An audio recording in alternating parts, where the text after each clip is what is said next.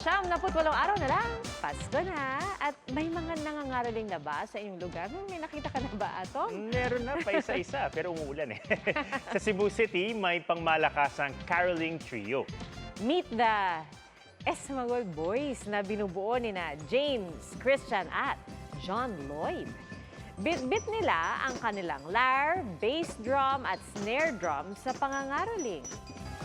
Mula Barangay Pasil sa Cebu City, kung saan sila nakatira, nakakaabot daw sila sa malalayong bahagi ng lungsod. Layo nilang makaipon para makabili ng mga dagdag na instrumento.